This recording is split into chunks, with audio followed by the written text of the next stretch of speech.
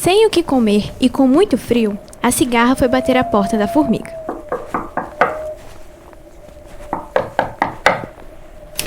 Abrindo a porta, a formiga viu na sua frente a cigarra quase morta de frio. A puxou para dentro, deu um cobertor e uma sopa bem quente e deliciosa. Naquela hora, apareceu a rainha das formigas, que disse à cigarra: "Olha só, no mundo das formigas, todas trabalham. E se você quiser ficar conosco, cumpra o seu dever. Toque e cante para nós." Esse foi um trecho da fábula A Cigarra e a Formiga, que está presente no nosso folclore e é um clássico da literatura infantil. Ela vem com a moral de que todas as ações geram consequências. Esse gênero literário se destaca por contar histórias curtas com a moral ao final, trazendo animais falantes com seus personagens principais. Porém, por serem histórias para o público infantil, elas pecam na violência e na positividade tóxica. Eu sou o Matheus Alves. Eu me chamo Liz Maria e bem-vindos ao podcast Longevidade. Esse é o podcast Longevidade, episódio Fábulas Folclóricas, Violência e Positividade Tóxica. A nossa ética é colocada em prova em diversos momentos da nossa vida. E para que a gente se torne uma pessoa melhor, as mudanças não acontecem de uma hora para outra. É como plantar uma semente e que com bons ensinamentos dará uma árvore bonita e com ótimos frutos. Ao longo da nossa infância, nos fazemos diversas perguntas sobre o mundo que a gente vive. E o modo como nossas perguntas são respondidas vem de características éticas repassadas pelos adultos. Na maioria das vezes, nossas primeiras lições de moral são dadas através das fábulas. E é com elas que aprendemos a não confiar em estranhos, a não ser preguiçosos e a insistir em nossos propósitos. Mas por qual motivo são fábulas folclóricas? Existem fábulas presentes em nosso folclore? Sim, claro. Elas se tornaram parte da nossa cultura. E o folclore, em definição, representa a identidade social da comunidade através de suas criações culturais, sejam coletivas ou individuais, que as pessoas passam de geração para geração. Então, ele não é nada mais do que um conjunto de mitos e lendas? Inclusive, muitos deles nascem da pura imaginação das pessoas, principalmente dos moradores das regiões do interior do Brasil. E elas foram criadas para passar mensagens importantes, como nas fábulas que nos trazem morais e servem para incentivar as pessoas a pregarem o bem ou até mesmo para assustar.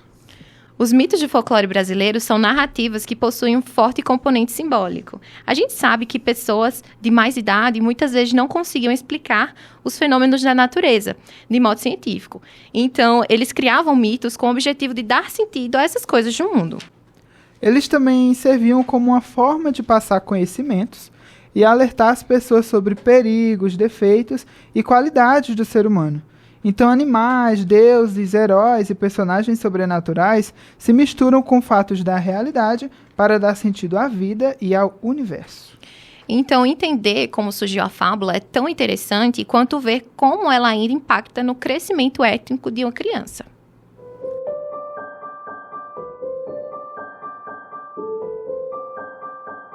Um dos primeiros nomes que se vem à cabeça quando se fala sobre a criação das fábulas é Esopo. Ele nasceu na Grécia por volta de 550 anos antes de Cristo. Não se sabe muito sobre a história dele, apenas que ele foi vendido como escravo na Grécia Antiga para um filósofo, mas que logo depois ficou livre. Ele foi conselheiro de Creso, rei da Líbia, onde contava ao rei histórias fictícias com animais como protagonistas e que sempre tinha uma moral no final.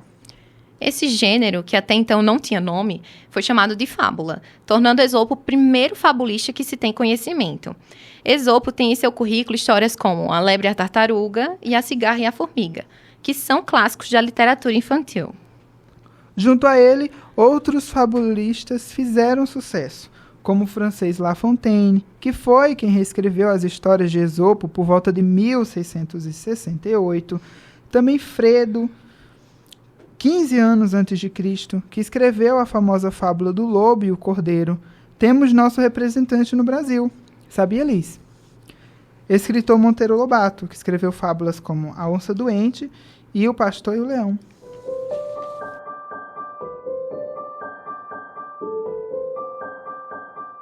O trecho que contamos no início é do conto da cigarra e a formiga, que possui um final feliz, diferente da história original, que possui um final macabro.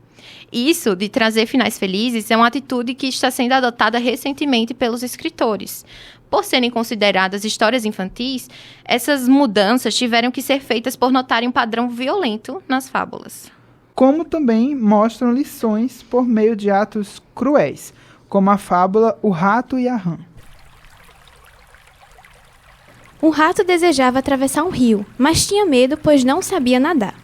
Pediu então ajuda a uma rã, que se ofereceu para o levar para o outro lado, desde que se prendesse a uma das suas patas. O rato concordou, e encontrando um pedaço de fio, prendeu uma das suas pernas à rã. Mas mal entraram no rio, a rã mergulhou, tentando afogar o rato.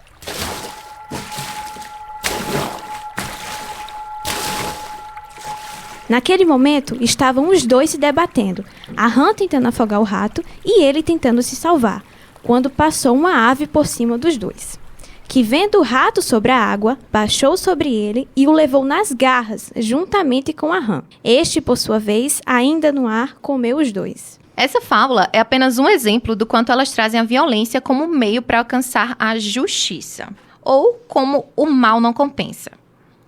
Conversamos com a socióloga Paula Lima, formada pela UFPB, sobre essa questão da moral das fábulas. Do cenário educacional, eu creio que sim, né? Elas passam e prepassam alguns ensinamentos essenciais para o convívio social, principalmente a gente está falando da educação infantil. Mas ali não só elas podem fazer mágicas, né? Tem que ter uma convivência social no dia a dia, nas práticas reais, que alicerçam também com os ensinamentos que são passados nas fábulas. Mesmo assim, elas sozinhas não podem fazer mágica, precisa de ter práticas reais no dia a dia e no convívio da criança, né, para que haja um ensinamento de fato. Ela também comentou sobre a polêmica presença da violência nesses contos. Se a gente apresenta um conto para uma criança sobre a superação de medos de um personagem e apresenta outro conto, outra história infantil sobre dois personagens que têm um conflito entre eles dois. Obviamente, o que as crianças vão gravar na memória é quem ganhou esse conflito e o que ele fez para ganhar esse conflito, seja que tenha práticas violências dentro do conflito, né? Então, o que vai guardar na memória da criança é justamente isso, até porque, se a gente for falar da neurociência e retratar e fazer essa relação entre a neurociência e a educação, a gente sabe que a gente tende a gravar mais os aspectos negativos, né? Então, no caso dos contos, a violência, ou não, a toda aquela ação que é descrita. Perguntamos também se essas fábulas elas trazem lições de forma correta. Bom, eu acredito que não completamente. Tendo em vista que a sociedade está em constante mudança, algumas fábulas já não se adequam aos dias atuais. Porém, outras, em relação a alguns conceitos mais universais que a gente já tem estabelecido, elas se adequam sim, né? Claro que sempre tem um ponto ali, outro que poderia melhorar em relação aos personagens, às falas.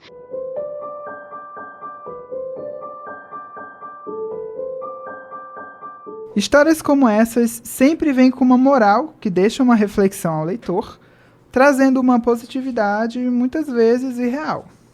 A positividade tóxica sempre encaminha você para olhar uma situação negativa sempre pelo lado positivo, como se fosse um problema se queixar dele. Na vida, sempre ouvimos frases do tipo: isso não poderia ser pior? E esse tipo de pensamento e comportamento fazem parte do nosso cotidiano e sempre são vistos como algo positivo quando podem representar uma série de problemas. E essa positividade tóxica surge na psicologia como um termo para falar sobre essas situações que não importa quão difícil ela seja.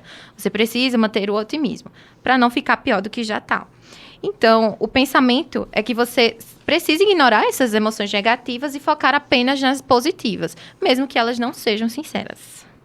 Conversamos com a psicóloga Silvia Nascimento, que é formada pela Universidade Uniesp, sobre a questão da positividade tóxica encontrada nas fábulas. O que é essa positividade tóxica?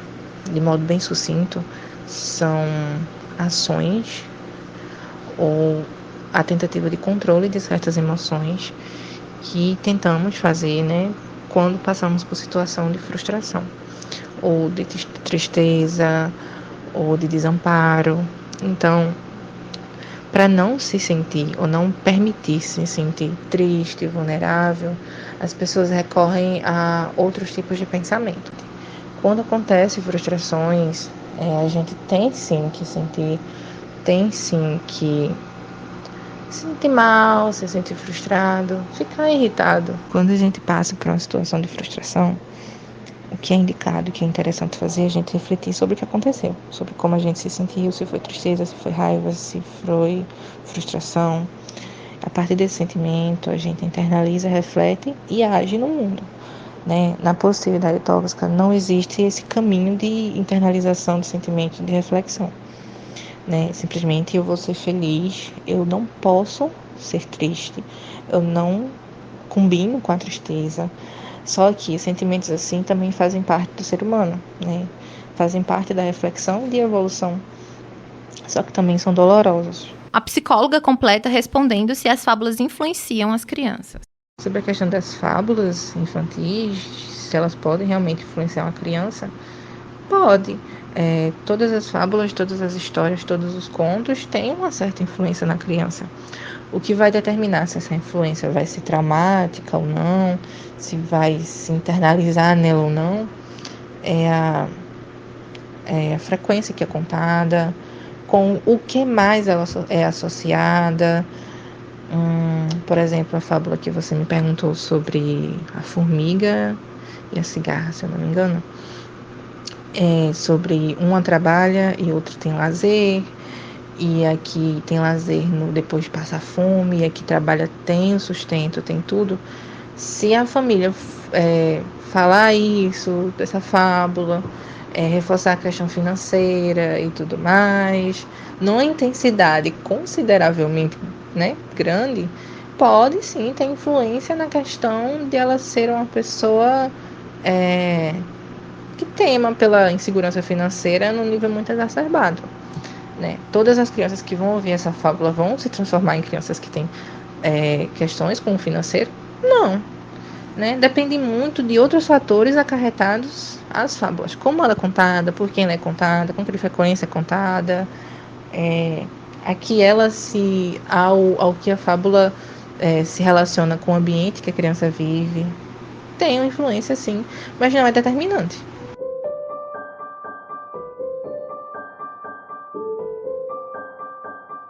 Era uma vez uma lebre e uma tartaruga.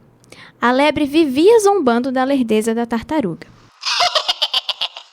Certa vez, a tartaruga, já muito cansada por ser alvo de gozações, desafiou a lebre para uma corrida. A lebre, muito segura de si, aceitou o desafio. Não perdendo tempo, a tartaruga começou a caminhar, com seus passinhos lentos, porém firmes. Logo, a lebre ultrapassou a adversária e, vendo que ganharia fácil, parou e resolveu cochilar um pouco. Quando acordou, não viu a tartaruga e começou a correr. Já na reta final, viu finalmente a sua adversária cruzando a linha de chegada, toda sorridente.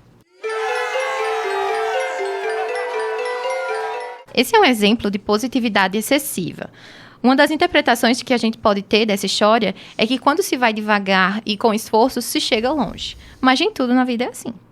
Então essa nova cultura de invalidar as suas emoções, sejam elas boas ou ruins, pode causar diversas questões, sejam elas problemas pessoais ou profissionais. Isso influencia o discurso de vida perfeita e a esconder os problemas reais de sua vida. Todas essas questões que envolvem as fábulas devem ser discutidas de maneira mais delicada, pois a gente sabe que não possuem apenas pontos negativos. Como foi falado anteriormente, elas podem estimular a educação moral de uma criança de forma acessível. Então, elas são formas de transmitir tradições e cultura, mantendo vivas essas histórias. Outra coisa muito bacana é o estímulo à imaginação que é apresentado. Aposto que quando trouxemos alguns trechos das fábulas, você imaginou de forma pessoal como elas seriam. Na verdade, é algo muito interessante que começamos a fazer, e acredito que essa seja a parte mais legal da leitura, a gente poder criar esses cenários na nossa mente. Algo também são as questões que possibilitam a reflexão do mundo ao nosso redor, sejam elas sociais, políticas ou morais, que estão presentes em cada momento da nossa vida. É importante ressaltarmos que todas essas coisas, no modo como apresentamos fábulas folclóricas, não apenas como forma de educação, mas muito além disso, que a gente possa comparar com pautas necessárias. Concorda, Matheus? Concordo. Você acha que sua visão mudou depois que você começou a perceber que elas trazem algo além do que apenas lições de moral? Achei muito tóxica. Esse é o podcast Longevidade. Episódio: Fábulas folclóricas, violência e positividade tóxica. Ficamos por aqui e até a próxima. Esse podcast é uma realização dos alunos da disciplina de Laboratório de Jornalismo Digital do curso de Jornalismo da Universidade Estadual da Paraíba, sob supervisão da professora Verônica Oliveira. Vozes de Liz Maria, Matheus Alves e Raquel Franklin. Produção de Elissandra Souza, Liz Maria, Matheus Alves e Raquel Franklin. Edição de texto de Matheus Alves. Efeitos sonoros Free Sound. Gravação e edição de áudio Elvis Guimarães. Monitoria por Wanderson Gomes.